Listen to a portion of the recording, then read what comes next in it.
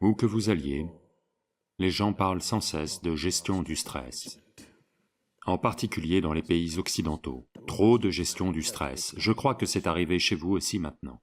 Ça a fait tout le tour du monde et c'est arrivé chez vous aussi. C'est quelque chose que je n'arrive pas à comprendre. Pourquoi géreriez-vous le stress? Dans ma compréhension des choses, on gère les choses qui nous sont précieuses. Notre famille, argent, affaires, richesses, tout ce qui est précieux pour nous, cela on va le gérer. Pourquoi voudriez-vous gérer le stress? Quelque part, vous pensez que ça fait partie de votre vie, n'est-ce pas? Le stress ne vous arrive pas à cause de vos situations familiales. Le stress ne vous arrive pas à cause de votre métier, à cause de vos affaires, à cause du monde autour de vous. Il vous arrive parce que vous ne savez pas comment gérer vos propres systèmes. Vous ne savez pas comment maintenir votre corps, vous ne savez pas comment gérer votre mental, vous ne savez pas comment gérer vos émotions, ou votre chimie, ou vos énergies. C'est pour cela que le stress apparaît, n'est-ce pas? Oui. Ce qui est stressant pour quelqu'un, un autre traverse la même situation sans aucun souci, n'est-ce pas vrai? Donc le stress n'est pas dans la situation. Il est dans votre incapacité à vous gérer vous-même. En ce moment, vous dépendez totalement de vos 5 sens pour percevoir la vie. Ces 5 sens ne sont pas fiables. On vous a toujours dit, il faut le voir pour le croire, mais vous savez que tout le monde voit ce qu'il veut voir. Si l'on creuse un peu plus votre vision elle-même, vous connaissez cet oiseau, le hibou? Vous en avez? Des hiboux. Voyez, en ce moment, le soleil se couche. Il commence à faire nuit pour vous. Mais tous les hiboux se disent bonjour. Il fait jour pour eux. Le matin, quand le soleil se lève, c'est le jour pour vous, mais c'est la nuit pour eux. Donc si vous et un hibou vous asseyez ensemble et commencez un débat sur ce qui est jour et ce qui est nuit, où va-t-il aller? Un débat sans fin, n'est-ce pas? Je vous le demande, qui a raison, vous ou le hibou? Pardon? Les deux. Si vous dites les deux, soit vous travaillez dans le corps diplomatique, soit vous avez un mariage réussi. Vous avez appris à dire les deux, les deux, les deux à tout.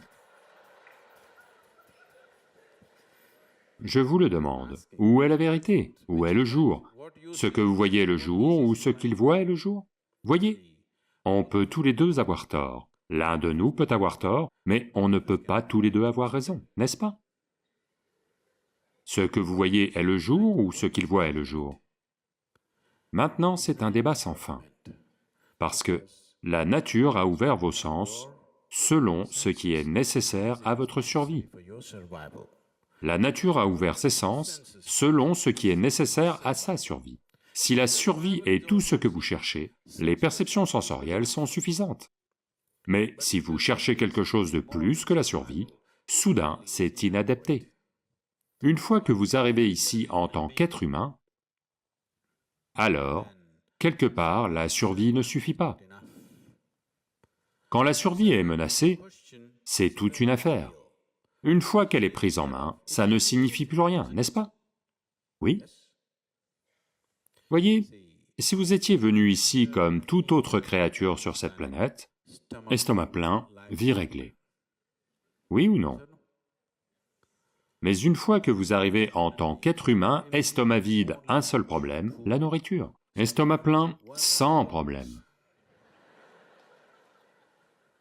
Ce que vous appelez la vie humaine ne commence qu'une fois la survie prise en main, n'est-ce pas? Jusqu'à ce que votre survie soit prise en main, vous êtes aussi comme n'importe quelle autre créature, juste une entité biologique. Il n'y a que quand la survie est prise en main, que d'autres dimensions de ce que vous appelez l'humain commence à s'exprimer, n'est-ce pas? Et qu'est-ce que c'est? Qu'est-ce que ça veut dire d'être humain? Ça ne veut rien dire, parce que il n'y a pas une qualité établie pour laquelle vous pouvez dire « l'humain, c'est ça ». Voyez, si un tigre naît, par exemple, si un tigre naît, un tigre ne reste pas assis ici à se demander comment devenir un bon tigre. Si juste il trouve assez à manger, il va devenir un bon tigre. Il n'a pas de tels soucis.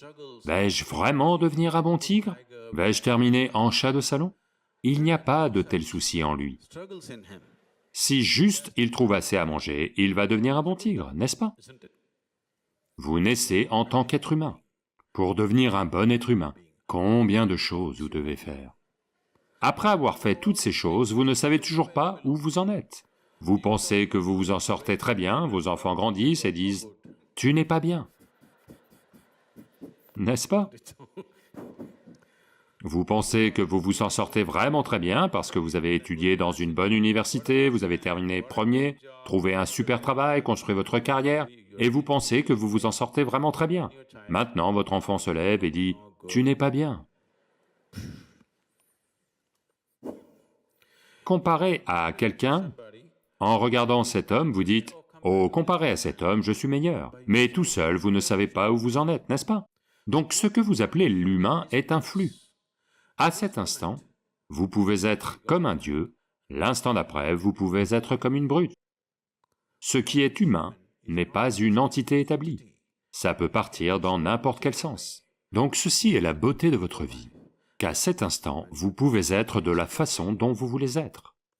Maintenant, cette liberté est ce qui fait souffrir l'humanité en ce moment. Si vous souffrez de votre esclavage, ça va. Mais en fait, vous souffrez de votre liberté. Si votre vie était aussi fixée que celle de n'importe quelle autre créature, vous ne ressentiriez aucun stress, vous la traverseriez sans effort. Maintenant, votre problème, c'est que vous avez la liberté d'être comme vous voulez l'instant d'après. C'est cela qui vous fait souffrir. Si vous souffrez de votre esclavage, ça va. Si vous souffrez de votre liberté, c'est une tragédie, n'est-ce pas? Votre vie n'est pas une tragédie parce que ceci a eu lieu ou cela a eu lieu. Votre vie est une tragédie parce que tout a lieu et vous le ratez. Oui. Il ne s'est pas passé ci, il ne s'est pas passé ça, ce n'est pas une tragédie. Le soleil s'est levé ce matin, mais vous ne pouvez pas en faire l'expérience. Vous respirez, vous ne pouvez pas en faire l'expérience. Vous êtes vivant, vous ne pouvez pas en profiter. Ça, c'est une tragédie, n'est-ce pas? Oui ou non? Ce qui s'est passé, ce qui ne s'est pas passé n'est pas la question. L'aspect le plus important de votre vie, c'est que vous êtes vivant en ce moment. Est-ce le cas? Tout le reste est secondaire et accidentel. Est-ce le cas? Oui. Mais vous n'êtes pas conscient de votre vitalité. Vous êtes accaparé par vos bêtises psychologiques. Vos pensées, vos émotions sont devenues... Votre réalité psychologique est devenue bien plus importante que votre réalité existentielle. Ce que ça veut dire, c'est que vous êtes tellement épris de votre propre petite création que vous passez complètement à côté de la grandeur de la création du Créateur. C'est ce que ça veut dire. Mais vous allez au temple et cassez...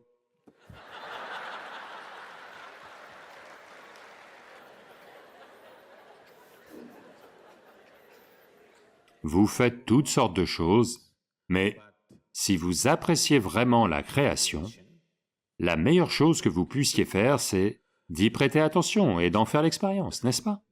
Oui ou non? Quel est le plus bel hommage? Supposez que quelqu'un ait cuisiné un bon plat et vous le présente. Quel est le plus bel hommage? D'écrire un poème dessus ou de le manger allègrement? Qu'est-ce qui est mieux?